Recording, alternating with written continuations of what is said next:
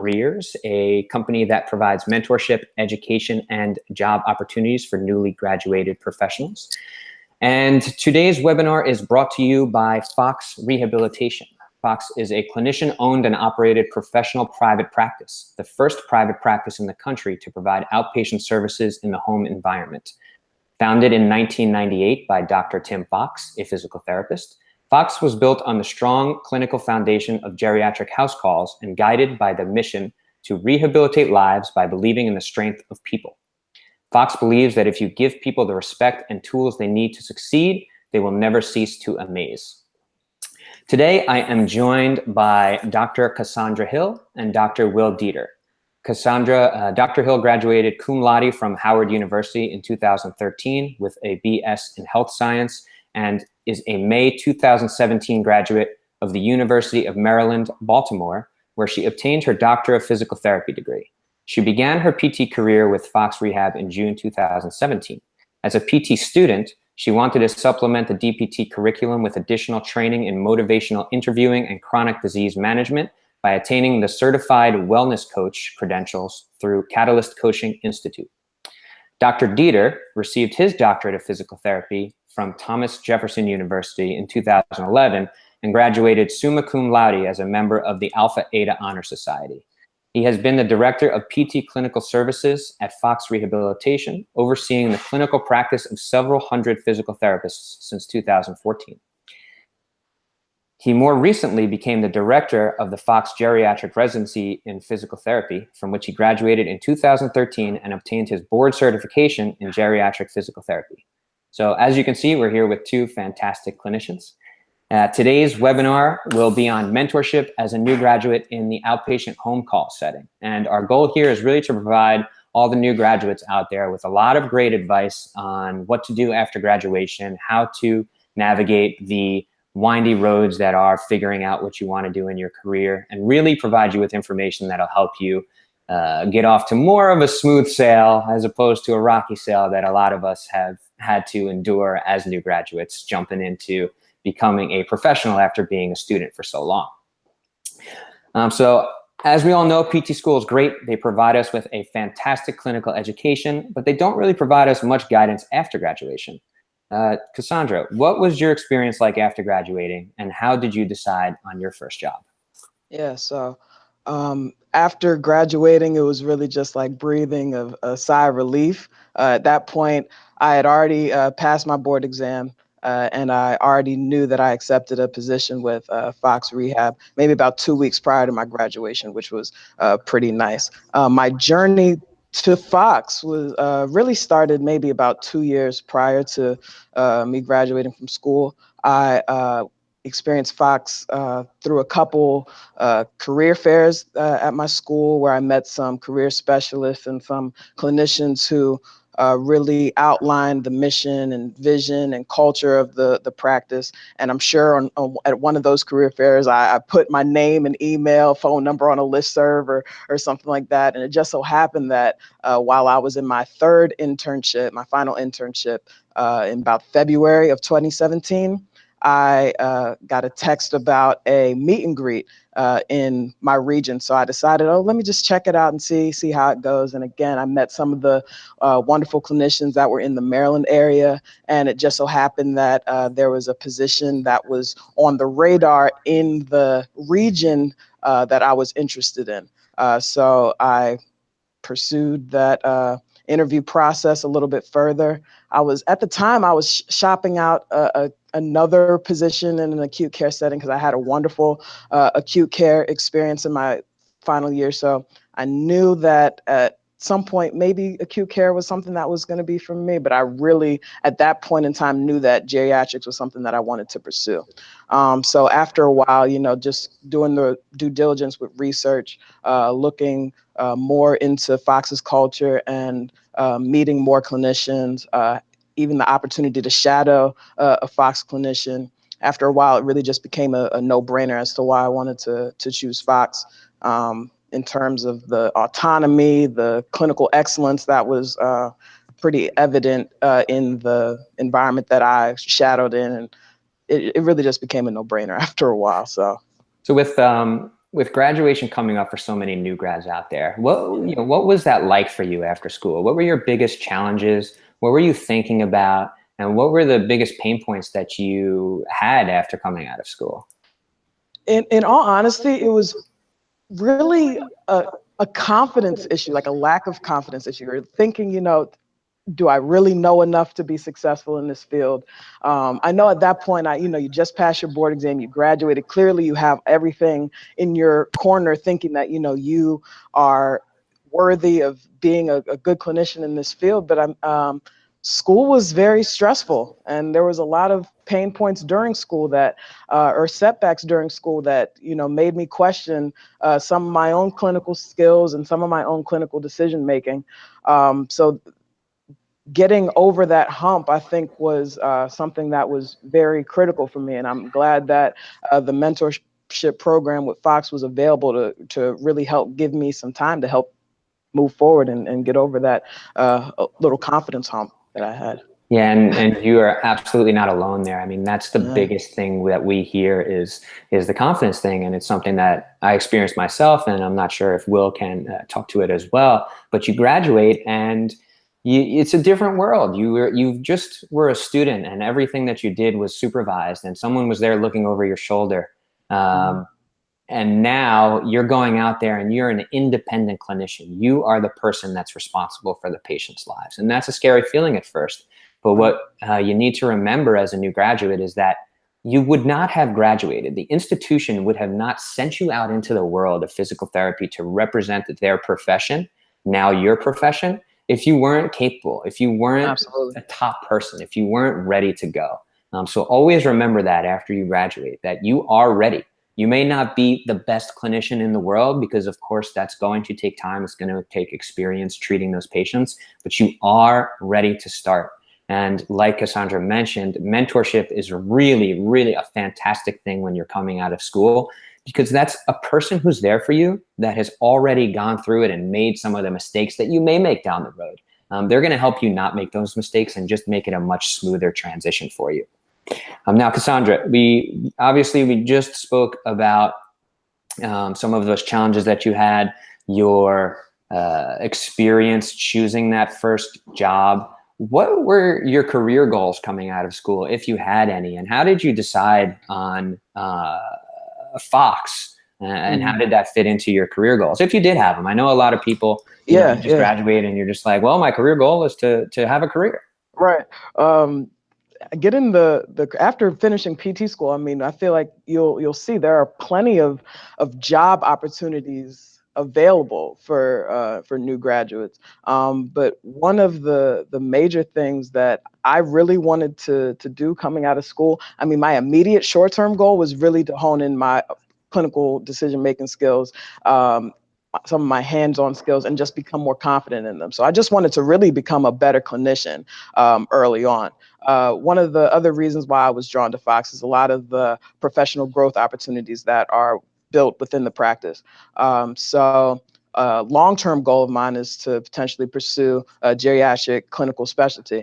And Will is the director of PT clinical services, and he also runs the geriatric residency program. And there's so many resources that Fox allows, whether it's study groups or MedBridge courses, that can really help support clinicians to, again, become better clinicians so that they can, obtain these certifications, not just as a personal reward to say, oh, yeah, my name is a little bit longer, but now we're able to serve our clients that much more efficiently, that much better, using the evidence that elevates me as a professional, but it also elevates the practice, and ultimately it elevates the profession. So there's a lot of opportunities to do that with Fox as well.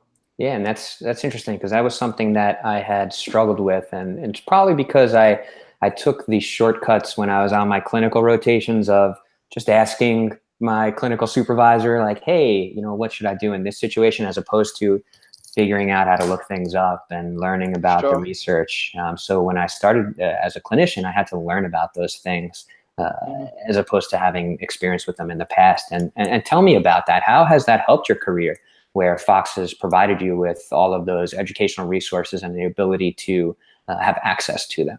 Yeah, I mean, the unlimited med is, that's a pretty nice perk to starting with Fox. Because again, you can pursue these clinical education courses kind of on your time, on your schedule. And in the event that you have, clinical questions, or you come across a patient where, maybe you kind of run into a rut in terms of what types of interventions you're thinking about providing, you can just log on and kind of see some ideas. And then another thing that's really nice, especially with my team in the Maryland 3 region, they're great. We will even host journal clubs. We'll talk about some articles that we found, and bounce ideas off each other, and how we can make this a more collaborative experience, working with OT and speech, and just really coming together to try to provide the best interventions for our clients, so that they ultimately have the best outcomes. So there's so many opportunities for education and for growth in that area with Fox. And it's great in the event that, especially if you are continuing to and interested in pursuing higher levels of education, or just ideas that are a little bit outside of what you would usually go to by seeking it yourself. So yeah. So now with mentorship can mean so many things. And there are a lot of organizations out there that talk about mentorship. And I've heard a lot of stories that, some a practice will say, oh, hey, we offer mentorship. And then the clinician goes in and it's really nothing. It's really, there's just other clinicians inside the building. Right. How does Fox as a practice provide that mentorship to you? What does their mentorship program look like? And what should new graduates look for in a mentorship program? And are there any red flags you can think of for them to listen for if there's a clinic that's saying that they have mentorship, but maybe they don't? Sure.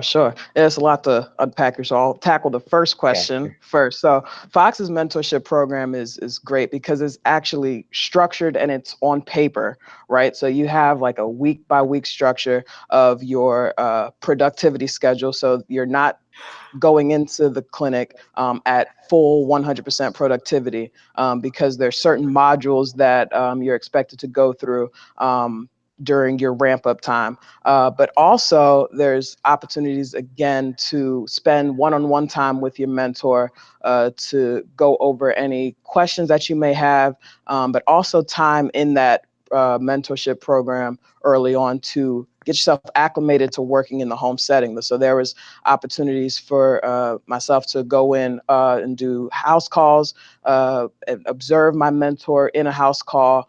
He observed me in one of my first house calls. There's just doesn't necessarily mean that you have to be at 100% day one, which is what was really important to me about the mentorship program at Fox. Another one of the questions that you mentioned was what red flag items people should look for in terms of a mentorship program. I think if someone tells you that they have a mentorship program and that's the end of the conversation, that's a red flag. You should be able to ask, what does that mean? And they should be able to give you a detailed or outlined or some sort of organized method of what it looks like. It's not necessarily, or it shouldn't sound like, oh yeah, we have a mentorship program, and then you show up on day one and you have 16 patients on your caseload and you are stuck, or you have a question, you're shouting across a room of like 12 people, and your mentor, quote unquote, has 4 or 5 patients on the other side of the room. And he's like, oh yeah, we'll get to that at the end of the day after we finish documenting all of this nonsense. But I mean, it just shouldn't necessarily look like that. There should be a lot of time for you to sit one-on-one and really discuss some of those things that are important to you, because that's where you kind of can build that relationship. And again, just hone in on some of your clinical skills early on. But if there's no one-on-one time, it's kind of hard to accomplish that. So for the viewers out there, what I'm hearing is that when you're looking for a mentorship program, you may want to ask, is this a structured program? How much one-on-one time am I receiving? what's my productivity standards going to look like? Are they going to change in the beginning? Are they going to be flexible with those standards so that I can ramp up my skills? Right. Another question, does it affect your salary too? I mean, does your productivity standards early on, does it affect your salary? Does your salary ramp up with the productivity as the productivity increases, or is it the same? Those are all really good questions that you should ask when looking into a mentorship program.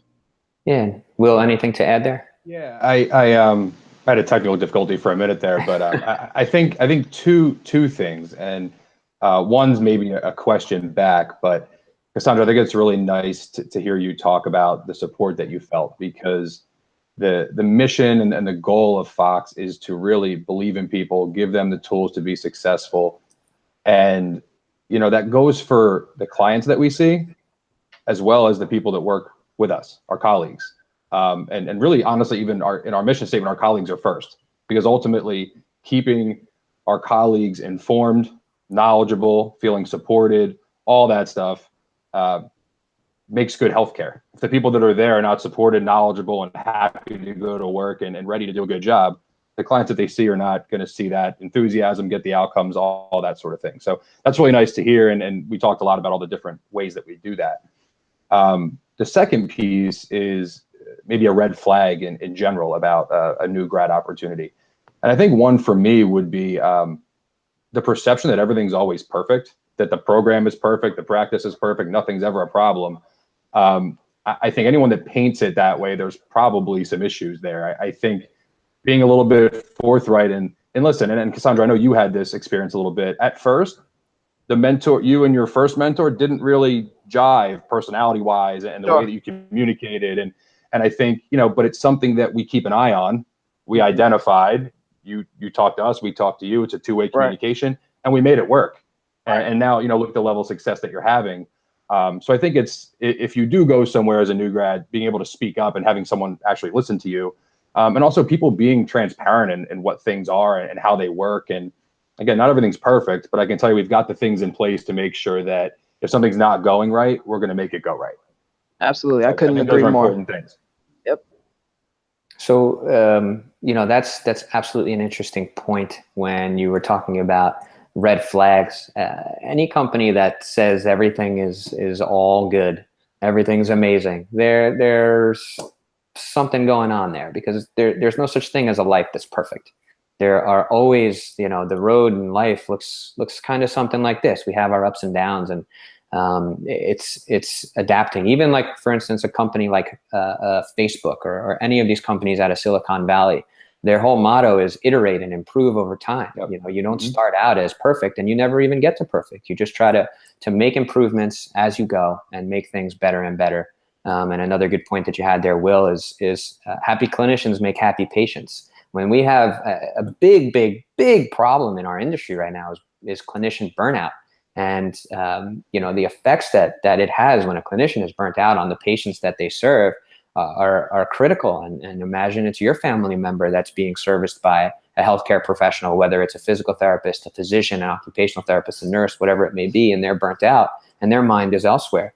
So clinician health and clinician happiness is incredibly important. And being with an organization that understands that is a very, very, very important thing to do early on in your career, so that you don't experience those symptoms of burnout so quickly, which so many clinicians are nowadays.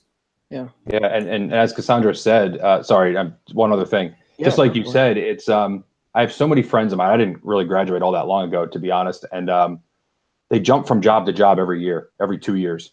And you never really get a good thing rolling, and you never really get that, upward mobility or additional understanding. And I think there's something to be said for, not saying you have to stay at your first job forever, but getting into a situation where you know what it's going to look like 3 years down the line. There's growth opportunity, there's the support. So you're not sort of jumping all over and kind of starting over again every year or two.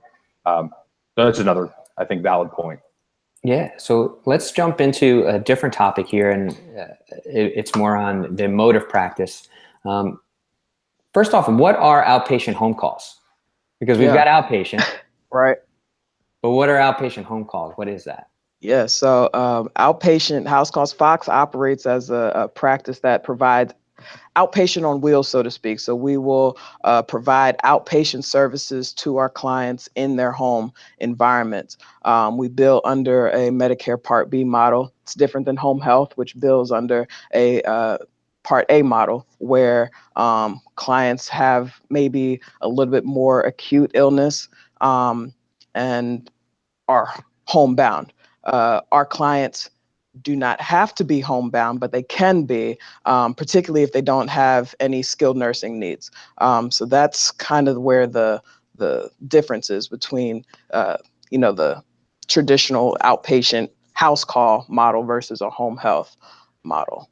So take me through an experience in your day. What does it look like for you? Typical day. I can even talk about, let's talk about yesterday, because it was a little bit of a mixed bag, but I do treat a mix of clients from senior living communities in Montgomery County, as well as house calls. So typical day, I'll go to maybe 1 or 2 house calls first thing in the morning. I have kind of a to-go bag with me that I'll throw in my car, and I have, a blood pressure cuff, a couple TheraBands, some tennis balls, deck of cards, but I don't really have a whole lot of bells and whistles with me, because most of the interventions that I'm providing in the home are function based. So I try to use the home environment that I'm allotted as much as I possibly can to provide interventions, because that's the environment in which they are accustomed to. And I think that's part of the reason why I wanted to, pursue a career with Fox, because just from my experience, outpatient clinics not only can be a little bit sterile, but it's just not where they're comfortable. You have patients who might have had a fall in their home, and they've had maybe an injury, and they go to the doctor, and they were referred to let's say a traditional outpatient clinic, and a clinician can say, well, how did you fall? And they can describe it all they want. They can, give as many flowery details about the experience as possible. But in that clinical environment, you can't see it. Where going into the home in a kind of outpatient on wheels model, going into the home, being able to have the patient walk you through. Now, they don't have to demonstrate the fall in this example, but you can actually see the environment in which you're working with. So there could be maybe some home safety modifications that you could suggest, or potentially, the removal of throw rugs if those were involved in the fall. So in the home, I feel like you have a little bit more insight into how you can best help or facilitate a client to get better and improve their function and overall quality of life, where I don't think you quite have that same level of insight in a traditional outpatient clinic. So let's go back to, you just graduated. You decided to take a job with Fox and making house calls, outpatient house calls. What was that like for you? How did it make you feel knowing that you'd be on your own with patients in their homes? Yes, I had a part-time experience in home health when I was a student.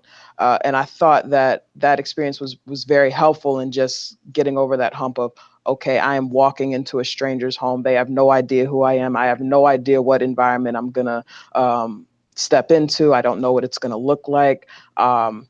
Getting over that whole dynamic was beneficial for me early on. But again, even if you didn't have that home care or that part-time experience or full-time experience going into a position like this, the mentorship program, again, is very helpful in getting you acclimated to that environment. So if you've never done a house call before in your life, chances are you go through the mentorship program, your very first house call is not gonna be you by yourself, one-on-one with the patient. You're either gonna have an opportunity to go with a mentor on one before your first one, or I even had my regional director accompany me on a house call. So I never felt like I was alone or on an island or by myself.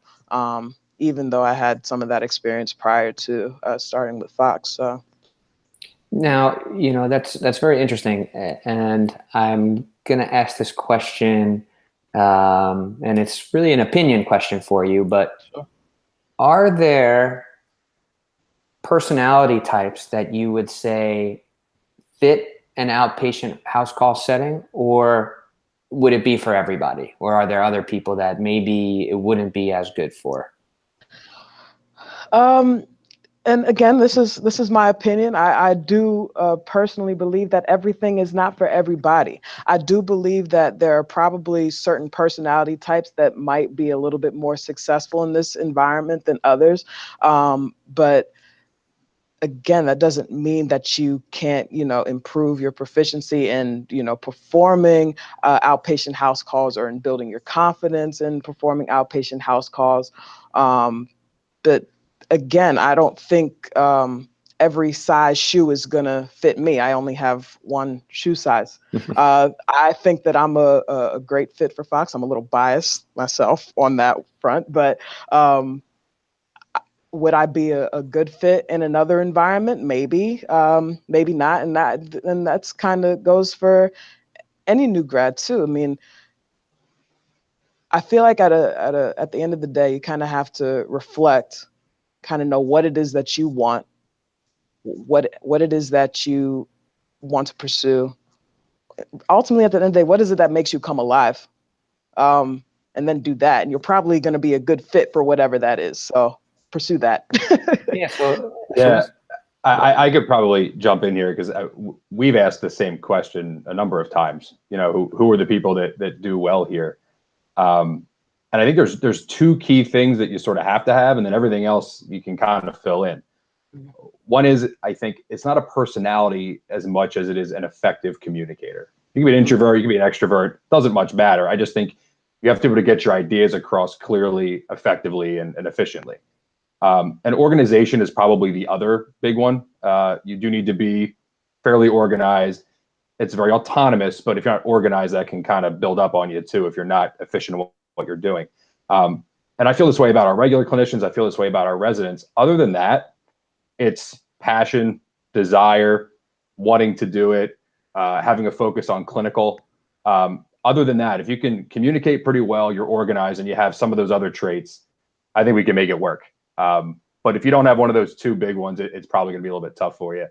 So that's I think an opinion we've come to over the last couple of years, seeing people come in and be successful and not. So I think that might add a little bit of insight there.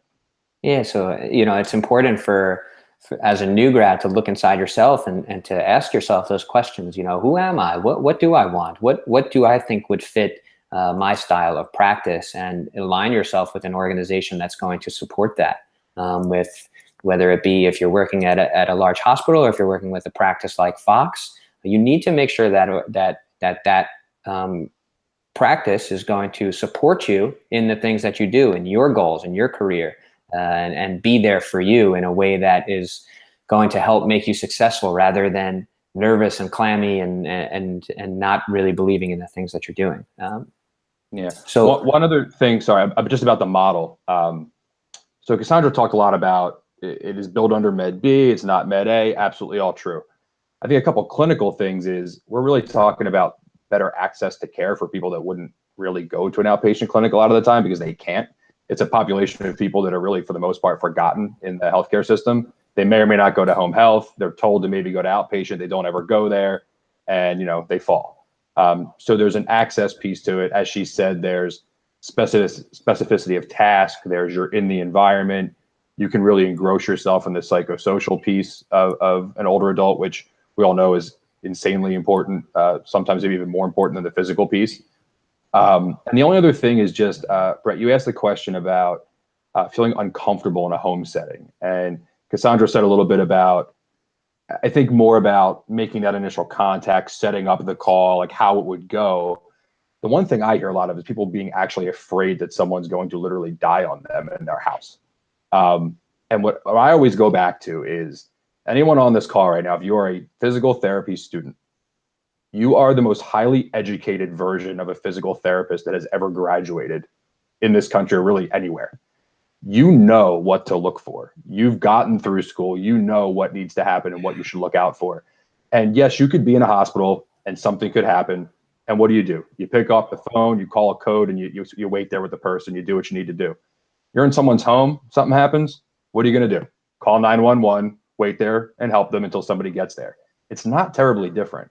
And you guys all know that there's very little, if not no research that supports that exercise for older adults is going to hurt them at a very high rate. So I think number one is it doesn't happen all that much. And I think people are just afraid of it. And number two is you're really well prepared to do it. And number three is it's really not all that different than being in other settings because you're going to do the same thing anyway. So it's just something I hear a lot. So I thought we would be remiss if we didn't say something about it. Yeah, and that's important. I think kind of Cassandra touched on it a little bit earlier when you described that you had an experience in home health, and the experience was helpful for you because you understood what it's like to be in someone else's home and treating them. So it's this scary place, like Will was just describing, that's really not that scary. It's only scary because it's the unknown. And once you do it one or two times, or once you just get used to it, then you realize like, oh, wait, okay, this is just like anything else. We're just in a different setting. The walls look different. There's no therapy equipment around that makes it look like a therapy gym, but you create your own environment, like you said, Cassandra, and it's more like real life. You're training these people in the functions and utilizing the tools that they have in their home. That's going to make it so that they can take that training and utilize those things in their day-to-day activities. On that same train of thought there, can you tell us about a patient experience that you've had that's been memorable for you? Oh, goodness. Yeah, there's a few that I could probably talk about. I have so many wonderful clients that I work with on a day-to-day basis. And it seems like every single day I'm really just taken aback at how hard these older adults are willing to work just to improve their day-to-day lives. I have a client at a senior living community right now who is one of the hardest working people that I know. She was a relatively recent move-in from the kind of independent environment. And she moved in with her husband.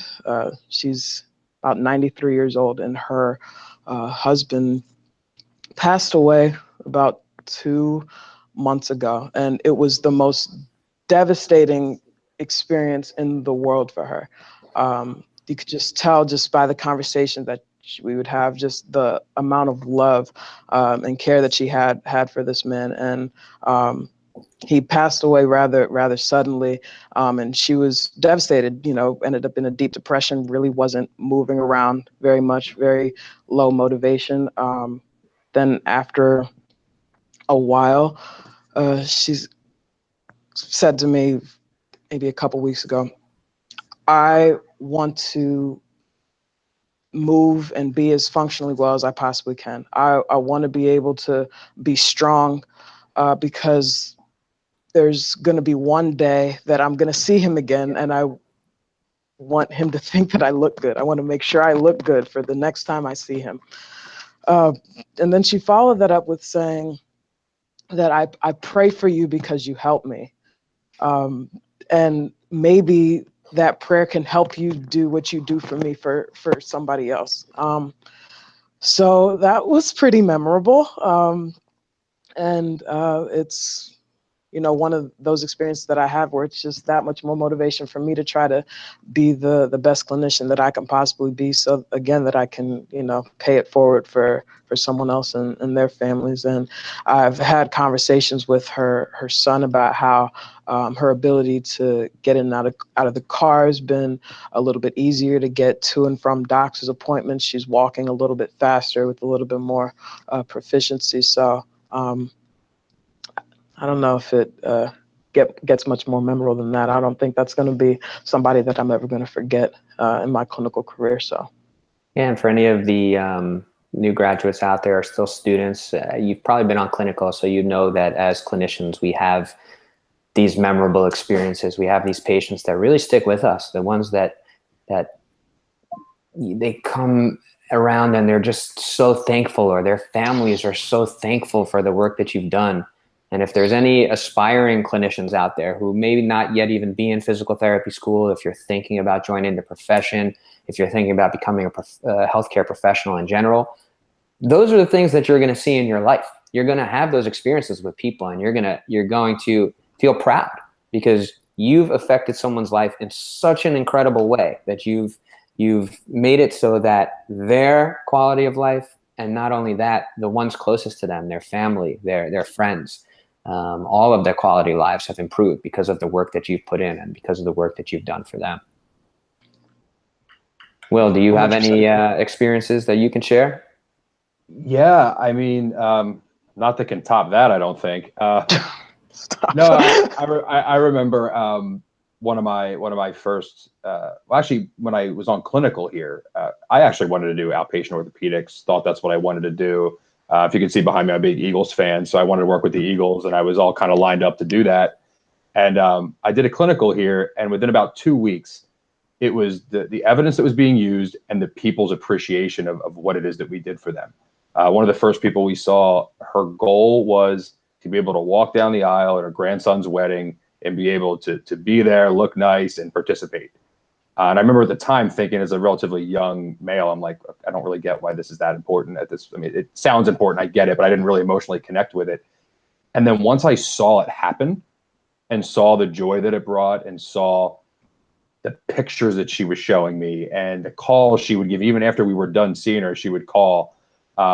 It was amazing. And then I got a Christmas card from her that year. And my wife and I joke around all the time now. I think I get more Christmas cards from past clients of mine than I do from people that I actually am like really friends with necessarily, because everyone's just so appreciative. And so that's one. And then there's been a lot of instances where it's not so much on the emotional side. It's, you got referred somebody. I had a guy that I was referred for Parkinson's, and I went to see him, and it wasn't making total sense.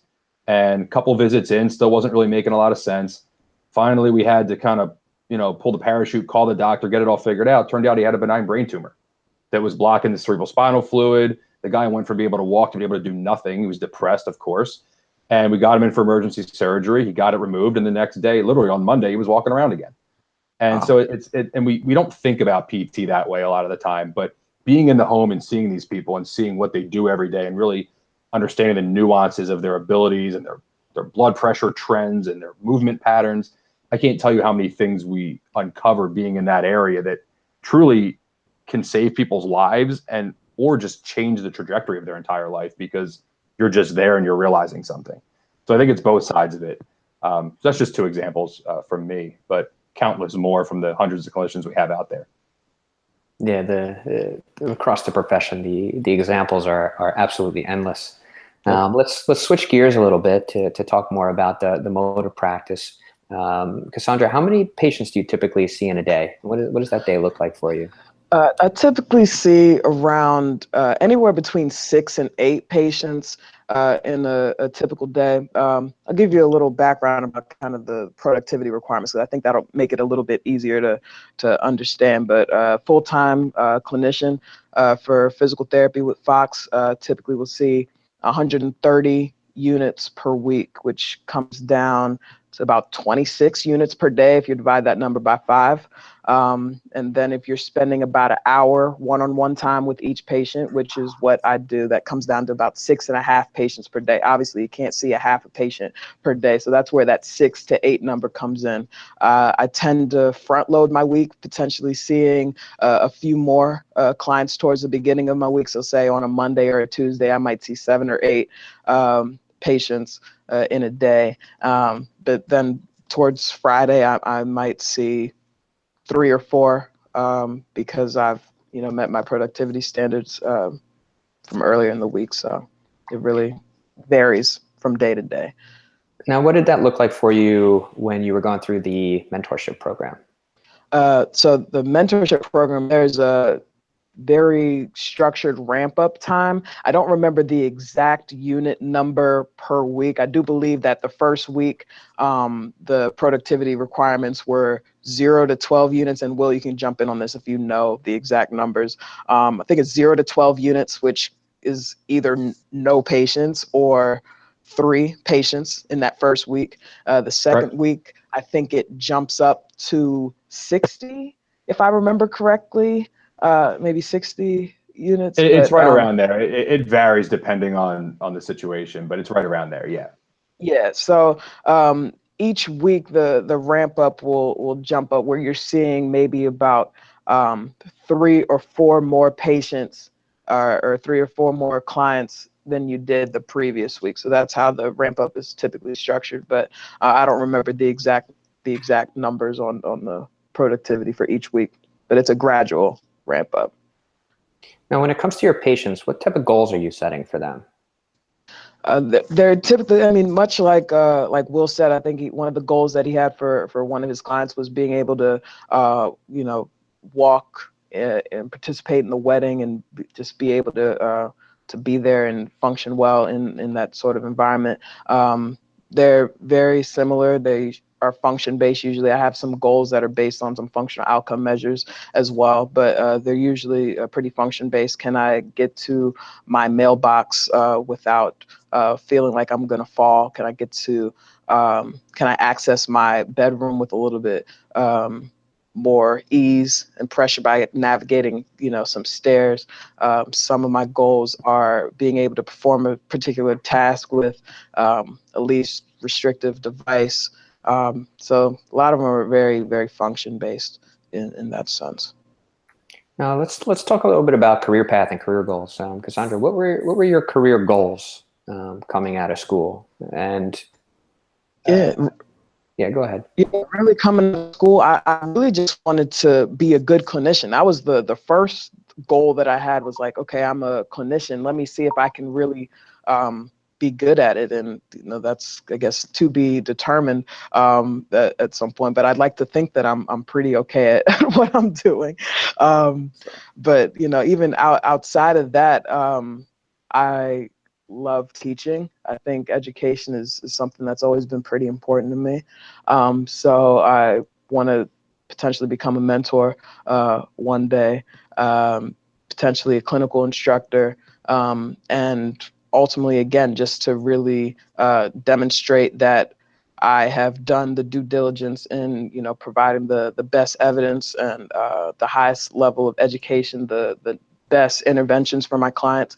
Ultimately pursuing geriatric clinical specialty is something that's on my radar as well in the future. So now, when it comes to those goals, what has it been like for you working at Fox, having those goals for you? Has it been a supportive environment? Has it been something that you feel like you can achieve those goals working there? Yeah, it's the most supportive environment that I could have. It's more supportive than I could have even ever imagined. I mean, I have a phenomenal mentor now by the name of Minerva. We touch base from time to time. She's come with me on a couple house calls for some medically complex clients that I could use a second set of eyes potentially to kind of see, am I kind of in the ballpark here for things that I'm doing, and being able to touch base and throw ideas back and forth with someone who has 10 plus years of clinical experience. And she's recently been promoted to a regional quality assurance liaison for my region in Maryland. I mean, having someone like that as an immediate resource where I can kind of just pick up the phone and call at any reasonable hour, obviously, but I mean, it's unmatched. Just having people like that, and even my RD, just people like that in my corner whenever I need them, is it's pretty unmatched. It's a very supportive environment. It's an autonomous practice, but you never feel like you are in a position where you are on an island by yourself. Now, Will, can you tell us about your career experience? Because now, you've been a clinician and now you are also in a non-clinical role as well. What does that look like for you? Yeah, sure. So I came out of school, much like Cassandra. My goal was to be the best clinician I could be. And I remember distinctly telling someone in the library before I graduated that there's no way I'm doing a residency. That's crazy. I just want to get out and practice and make some money. I'm done with school. Went out and practiced for about a year. And I think I'm a reflective person. And I think after about a year, I realized that there was as much that I didn't know as what I actually did know. So went back into our residency program, went through that for a year. Then when I came out of that, I became what Cassandra was just talking about, which we call RQALs, which is Regional Quality Assurance Liaison. So, and I'll tell you what that means in a minute. So I did that for about a year.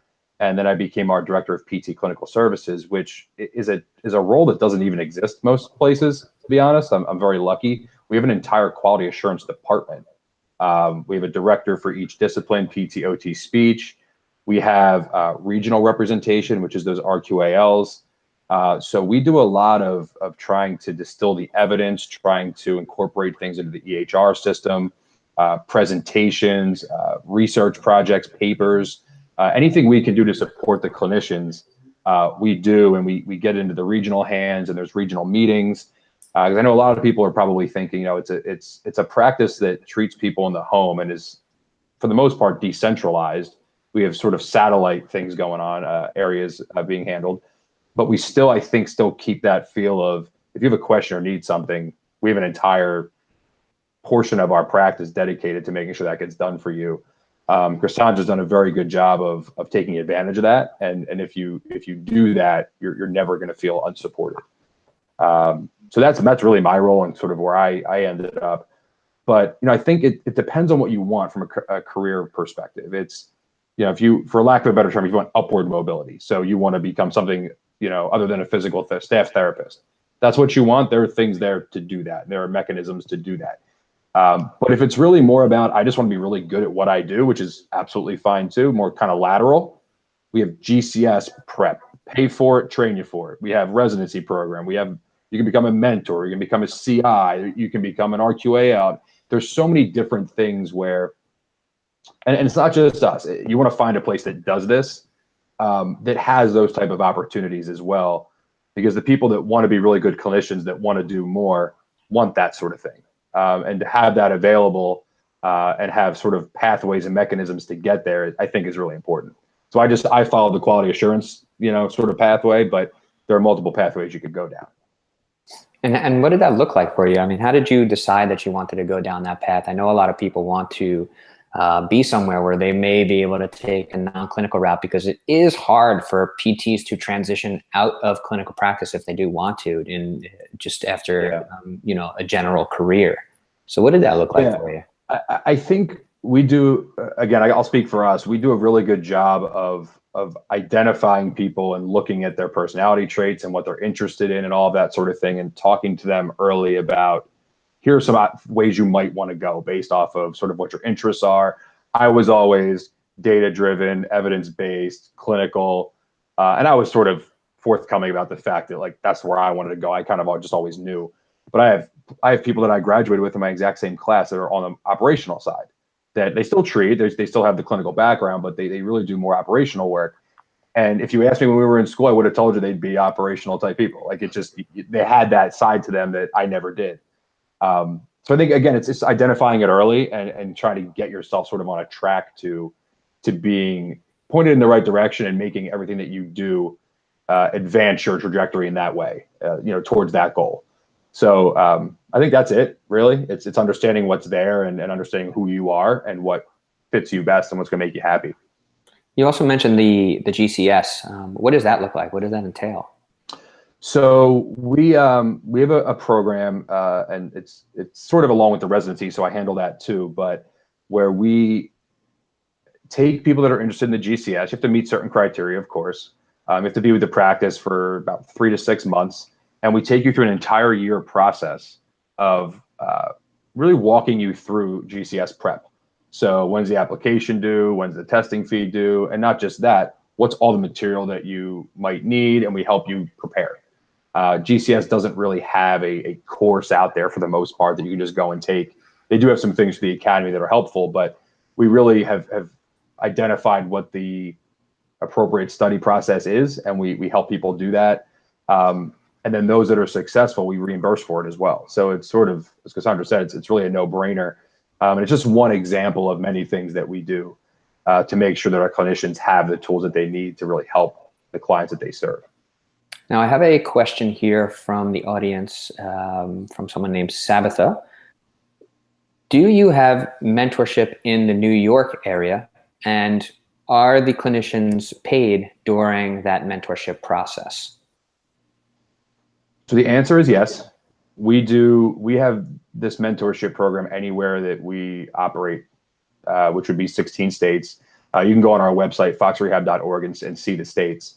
And yes, the new graduate is paid. And as Cassandra was alluding to, it's not reduced during this time. It's an investment that we make in a new graduate to make sure that they are well-versed, feel comfortable, or successful. Our new graduates at a very high rate stay in this practice, generally start to either continue to treat really, really well, get certified, or move into some other different roles in the practice. So the answer is pretty much anywhere we are, we do it. And you are paid the salary that you would, that has been negotiated, and that you're gonna get. It's not impacted by the ramp. One other thing, and because I did look at it just to make sure, it's a 12-week ramp. And I don't want to get into all the numbers; it's not that important right now. But you don't get to 100% of what your productivity requirement is until week 9. So you're there for over 2 months before you're really doing a full caseload or full productivity. Your time is filled with other things, but you're learning and you're getting comfortable. Yeah, that's great. I mean, I remember my first day of work after school, and it was on a Sunday in acute care, and there was really no other PTs in the building.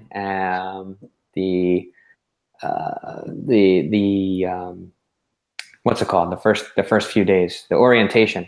In orientation, we didn't really learn too much about the systems or anything, and I had done a clinical rotation there, so I knew my way around, and it wasn't total shock, but it was basically just me on a Sunday.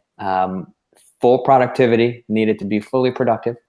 It's, I'm the type of person who, like, my stress is internal and it doesn't come out external. Right. So I seemed to be cool as a cucumber, but on the inside, my heart was beating at 200 miles per hour. And I remember that moment because I think back to it, and I would have absolutely appreciated the scenario where it wasn't like that. And I could have gone in a little bit more comfortably, knowing that there was either someone to ping ideas off of, or, hey, my productivity standards aren't 100% today because I literally just graduated yesterday and I don't know, I've never done this before in a one-to-one environment. So I know that is something that I would have appreciated there. Now, continuing forward on that same train of thought, I'm going to ask both of you this question. We'll start with Cassandra. What is a piece of advice that you would give to new graduates coming out of school? I think I alluded to this a little bit earlier, but I think it would be, one of the most beneficial things in the world for you if you took some time to be reflective. Again, kind of specify what it is that you want, what it is that you're looking for. Even if you're ranking some of the qualities in a practice that are most important to you. Is it salary? Is it location? Is it the patient population that you're going to be treating? Is it mentorship? And you can kind of put all these things on a list or in a hat and kind of think about what is it that you want? What do you want the most? What do you want the least? Or what is it that you feel like is something that you must 100% have in pursuing a potential first job out of school? And being reflective in that and really knowing what it is that you want, and being able to articulate that to an employer is something that I feel like is completely invaluable. So know what you want, go find it, do your research, go after it, and hopefully it's something that makes you as passionate and makes you come alive, much like working with older adults does for myself and Will. So find that. Yeah. So putting together that values matrix for yourself is incredibly important and incredibly beneficial. I think one of the biggest mistakes that I think new graduates make is that they don't do that. They don't think about themselves and who they are. They just, you have more of this feeling of, let me just get a job, as opposed to, let me think about this for a second and find the job that's right for me, because this is my life. And although as PTs, as clinicians, we have a lot of flexibility, we can start in point A and move to point B in the future.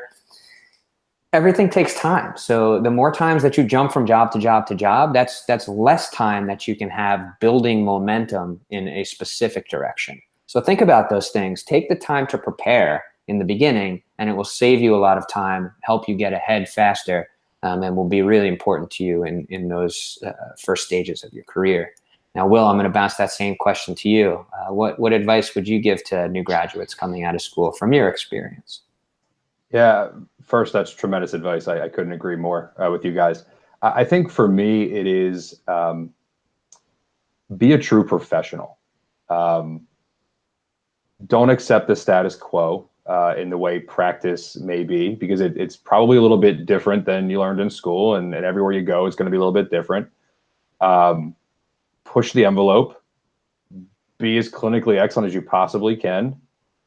Understand why things are being done. I can't tell you how many times, we've seen people in orientation at our practice. We bring them in for 2 days, and some of the things they tell us that they do or have been told that they need to do is just mind-boggling, because someone told them that, maybe this is Medicare regulation, and it really isn't. It's just something that organization wanted to do, and no one asked the question. And I think it's advocate, it's go the extra mile, spend the extra time. It's look at your job and this profession of physical therapy as more than just a 9 to 5, I'm in, I'm out.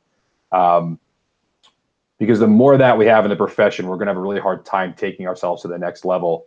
And we're really trying to go there as a profession, and we're really getting there. And I think you guys that are coming out have a really unique opportunity to take the bull by the horns, be those true professionals, as I said before, that are educated better than anyone that's ever come out, and really take this profession, to the next level, because healthcare is changing. And, our model is a very innovative model that makes a lot of sense in the future of healthcare. We're well positioned that way, but the profession overall, I think, needs to really solidify its position as, I think, the future of cost-effective care, being more primary care driven, population health, all the stuff that we don't really think about right now. Is where we need to be. So drive that bus forward and be a professional, ask questions, and don't take anything at face value. Yeah, that's huge. I think the biggest piece of advice there is don't think about your day as an existence between 9 and 5 or whatever the 8 hours in a row are. Think about your professional life as your life. Think about it as what you became a physical therapist because you enjoy this, you love it, it's your passion. And if you didn't, maybe there's something to think about there.